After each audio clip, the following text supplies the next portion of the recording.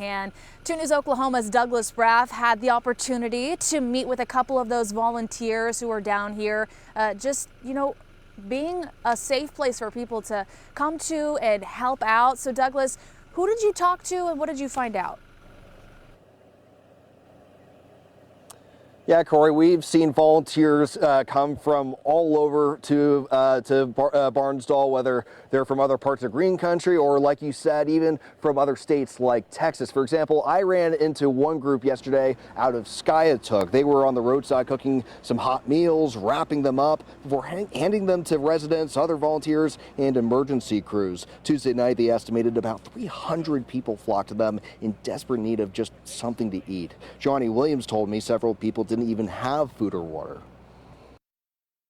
This tornado might light on my house next. So if we don't give it out, we're not going to get it back. We just want to help people and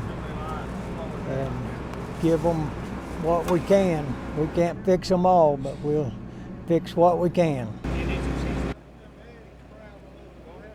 As of right now, there is a boil order in effect. Stationed along South 5th Street near Garrett's Grill, the group tells me they do hope to return today, but their volunteerism is just one example out of many that we've seen here, as we've seen countless people come from all over just to heed the call. Reporting live in Barnsdall, Douglas Braff, 2 News, Oklahoma. Back to you, Corey.